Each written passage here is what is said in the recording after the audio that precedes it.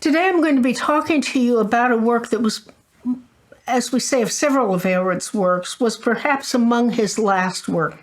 This is his Pastoral Prayer, his Oratio Pastoralis.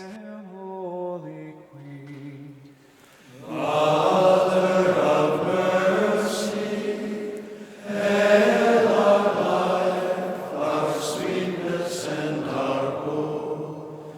To you do we cry,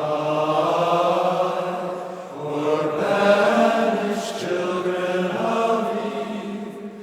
To you do we... It's not clear when he wrote it. I at one point tried to present it as having been written early in his life because it's a prayer for his community. It has often been treated merely as a kind of self-reflection of himself, and I can understand why it's that way. But the real subject of this work is his concern to be a good shepherd, a good pastor, to his community, and his fear that he won't be able to be a good pastor to his community. Seems to me a fear, it's the fear of being a fraud, right? The fear of knowing that we're supposed to be doing something, that we've agreed to do something, and then realizing that perhaps we're not able to do it and that we're deceiving everyone, including ourselves. That's really the subject, the first subject of this. Is he able to do the job he took on? That's why I tried for a while to imagine that it was a work that he wrote very early in his abbacy. And though I like that idea, I've ended up agreeing with everybody else that he must have written it toward the end of his life. That's even more poignant in a way, to think that even after he's been an abbot for 25 years, he is still describing himself as unable to do the job that God has given him. And both halves of that he's unable to do the job and that God has given him. Those two things run throughout this work. The other thing is that this is very different from all his other works. It's not a dialogue. It's not a treatise, really. And in fact, one of the early translations of it into English printed it as a poem because it's recognizably poetic rather than prose in the way his other works are. We are pretty sure that there was a kind of popular movement at this late stage in his life of people writing this kind of reflective writing. So St. Anselm writes letters in which he reflects on himself and on his life. He writes letters to Jesus. He writes letters to Mary in which he reflects on himself. Jean de Fécamp has written such a work. So Aelred seems to have read some of these meditative works and thought, I could do that. So once again, it's a case of Aelred seeing himself as a writer and being intrigued by the possibility of a genre that he hadn't tried before and thinks he'll try. It is apparently late enough in his life that he never does any more of these. It's interesting to see what he would have done if he had, like Anselm, decided to write a whole collection of meditations, but this is the only one he wrote. The other main point to be made about it is that this is the work that is most explicitly about community. Now, it's quite true that his work on friendship is also about community. It's about the way friends grow into larger communities, to large groups of friends. So two people become thousands of friends. And when he, in Spiritual Friendship, talks about walking through the cloister and seeing the community gathered there and believing that there's no one there whom he doesn't love and there's no one there who doesn't love him, again, this is an image of community. But this work is the one that I think is the most explicitly considering the origin of the community to which he ministers, of which he is the pastor, where they've come from, what their relationship is with God, and therefore what his responsibility is to do well by them and to pray for them, not now for his own spiritual well-being, but because he loves them so much. The model for this that comes up in here is a little bit Solomon when he's asked what he would like. And he doesn't want money and he doesn't want long life. He wants to be wise. And the stories we have about Solomon, who goodness knows was a lot of the time not very wise, but that's what he wanted when God asked him. And Aelred here sees himself, in fact, as Solomon, wanting above all to be a good shepherd to his people. So the work starts out, "O good shepherd," so immediately a connection between him and Christ. "O good shepherd." Yes, O Jesus, you are the good shepherd, the merciful shepherd, the loving shepherd. And to you a shepherd now cries, a poor and pitiable shepherd.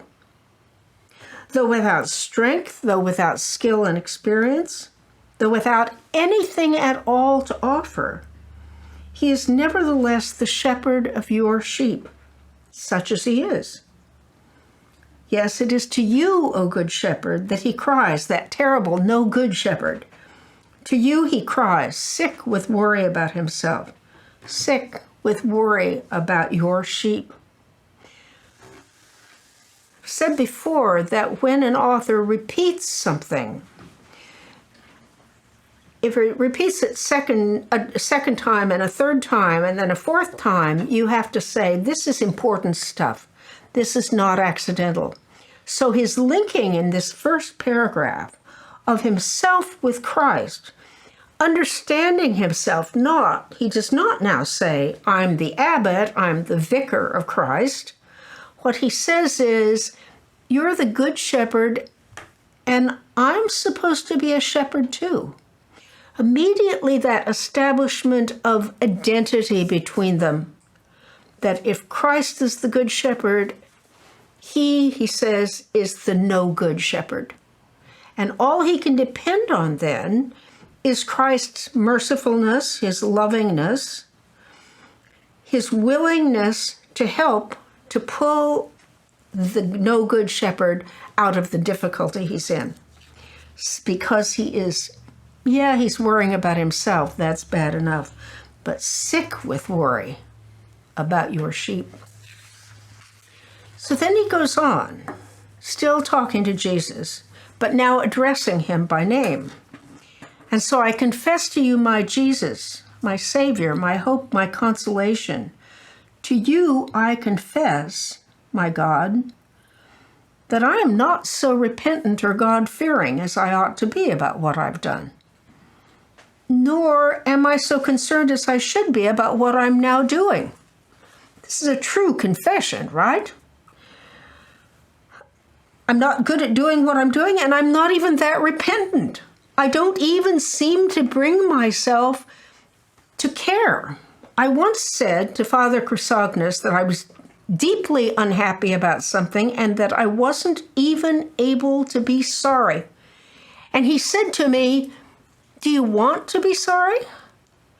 And I said, yeah, I do, but I'm not. But it was a very loving, helpful comment. Do you at least want to be sorry? Aelred here says, I confess that I am not so repentant or so God-fearing as I ought to be. And you, sweet Lord, you have appointed such a person as me to be over your family, the sheep of your pasture. Though I have far too little concern for myself, you bid me to be concerned for others. Though in every way I lack what it takes to pray for my own sin, my very own sins, you bid me to pray for others. Though I myself am far too untaught, you bid me to teach others. Wretched me, what have I done? What have I undertaken? To what have I agreed? The passion of this, the self-awareness, the self-concern but not because, oh my goodness, what's going to happen to me? But I have undertaken this task to care for your people, the community of which I am the shepherd, and I can't even take care of myself. I don't read enough. I don't get my work done on time. They come to see me and they knock on the door and I say, oh, please, not now. What's wrong with me and why, he says, did you put me in charge of your people, your people? So he goes on, then why have you agreed to this wretch? I beg you to tell me, is it not true that they are your family? Your own people whom you led out of Egypt for a second time, whom you created, whom you redeemed? At long last you gathered them from various places and had them live a common life in this house. So he knows perfectly well who these people are. This isn't just a random bunch of people. These are people God led out of Egypt through the desert, brought together in this house, joined them together to live under a common rule. And for some odd reason, God has chosen someone as inadequate as this to be their abbot, to be their shepherd. And he doesn't have any of the skills or perhaps even the desire. He's sick with worry about the family that he's taken responsibility for and doesn't think he's able to do it. I think that in all honesty, even those of us who are not shepherds ourselves recognize when we take on responsibility that suddenly we have responsibility for others, even if nobody defined it that way. We get an email from somebody saying, so-and-so is sick and I can't help, what should I do? And suddenly we have to be worried about our own inability to do what we're supposed to do and to think about somebody else. And this is worse because God brought these people together and said, hey, what about you? Why don't you be abbot? And he, being a sensible person, says, not me. Where have we heard this before, right? This is what we hear from Moses. This is what we hear from the prophets. Why me, O Lord? Because honest people know that when God calls on them, the first obvious answer is, why me? So he goes on. And now he's still considering why in the world God did this stupid thing. Did you do this out of kindness? That is much more in line with what is expected from you and more delightful to experience. Did you appoint such a person over your family to manifest your mercy and make your wisdom known? To reveal excellence as proper to your power and not of human origin? That is, maybe you wanted to show that somebody who's totally adequate could become adequate because it's, after all in your hand. And if perhaps your kindness was pleased by my good job in guiding your family, to make such a man as me not glory like the wise man in his own wisdom, or like the just man in his own justice, or like the strong man in his own strength. For when such men as these do a good job in guiding your people, is it not you who guide rather than they? Yes, not to us, Lord, not to us, but to your name give the glory. So maybe this is the answer to the question of why me. It is to prove that the person you put in charge isn't in charge at all, that it's really you, God, who are doing this, and I'm just a poor, inadequate person who is sort of sitting in the chair for the time being. So this honesty about the self and the assumption that God must have something in mind, and that maybe it is a desire to show his own power. Now he returns to talking about the community. You know my heart, O Lord. Whatever you have given to your servant, it is my will that it be bestowed upon them in its entirety and entirely used up for your benefit. Whatever you've done for me, whatever you've made of me, I understand that it's not for me, it's for them. As for me, let me find happiness in being utterly spent for their benefit. Let it be done in this way, my Lord.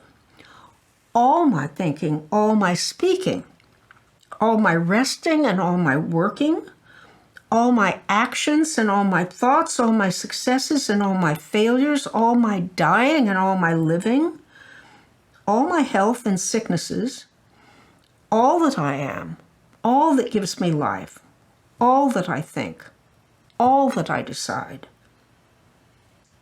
Let all this be bestowed upon them in all its entirety. All.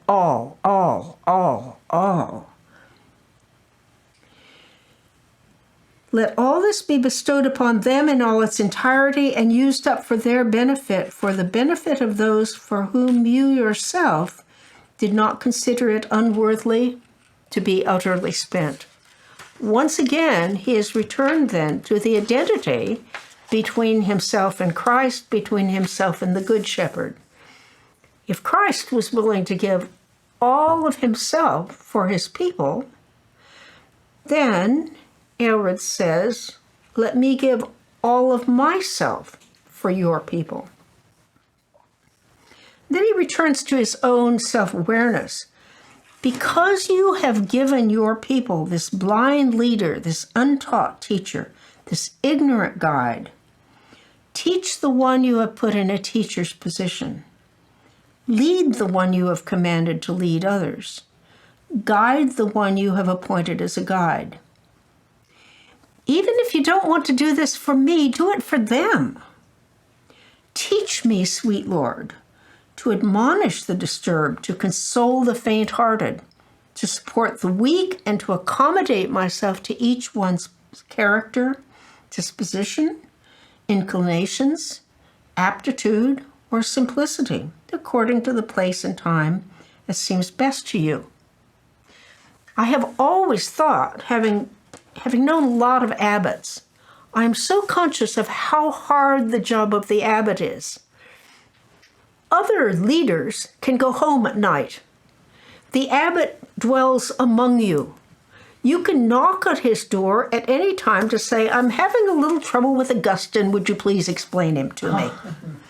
Or, and I don't know the internal stories, right? But I'm having trouble with the person whose room is next to mine. I bump into him every time I go out, and every time he wants to chat, and it's actually the great silence, and I'm trying to be quiet, and I'm trying to meditate, and Brother Basil just always wants to gossip, and I don't know what to do. And the abbot has to say, you know, it's 10 o'clock at night, and I'm trying to go to bed, and could we worry about this tomorrow? He doesn't get to go home, right? And so here is Aelred saying, you have put me in this position, so could you please guide me and teach me and show me how to do it and help me accommodate myself to them? Because it's not an easy job, Lord. And then he goes on praying now for the community, not for himself, but for them. Sweet Lord, may your Spirit make them peaceful, moderate, and kind in their relationships with themselves, with each other, and with me. Make them obedient to one another, of service to one another, and encouraging to one another. Make them fervent in spirit. Make them rejoice in hope, in poverty, in fasting, in toils and keeping vigil, in silence and quiet, and in everything patient. It's not that easy to be a monk either, is it? Drive away from them, O Lord, the spirits of pride and vainglory, malevolence and sadness, sloth and slander, despair and indifference, sexual license and uncleanness, presumption and discord. And here's the big one. Be among them according to your faithful promise. Because you know well what everyone needs, I beseech you, add strength to what is weak in them. Do not condemn what is feeble. Heal what is diseased. Bring joy to what is sorrowful. Light a fire under what is lukewarm. Firm up what is shaky. Then every single one of them will sense that your grace is not lacking to them in their time of need and temptation. So this is where his prayer has been leading. God, help them. I'm not adequate. I can't do it. I'm untaught. I'm not repentant. So God, you have to take care of your people, and you know what they need. And then he concludes, in the end, all I can do is place them confidently into the safekeeping of your holy hands and entrust them to the protection of your loving providence. I do this in the hope that not even one of them will be snatched out of your hand and out of the hand of your servant, the servant to whom you have given them. I do this also in the hope that they may persevere with happiness along their chosen path to holiness. And in their perseverance may they obtain everlasting life. Grant this, O Lord, whose sweetness is beyond compare, you who live and reign forever and ever. Amen. In Aelred's other works, he's teaching. He's teaching the community. He's teaching the monks. He's trying to figure out how to show them, how to explain to them, how to guide them to come to God. In this work, it all turns around because it's not any longer a teaching text. It's not any longer something he wants to explain to them. Rather, it is, if he's teaching anybody, he's teaching God, first of all, God, I'm not up to this job. And at the same time to say, these are your people, the sheep of your pasture. All I can do, because you're the one with the power, with the glory, all I can do is to release them into your hands. So this is Aelred's truest work about community. It's true in the sense of how the abbot feels in relationship to God's people, his sense of inadequacy. And it's true in terms of giving a kind of picture of all the things that one has to worry about in a community, because it's not easy to be a monk. It's not easy to live in community. And yet, it is the community, the people that God has brought together from Egypt through the desert and said, now you are the sheep of my pasture and you belong to me. And the abbot finally can only say, I'm only me, but these are your people and I hand them over to you.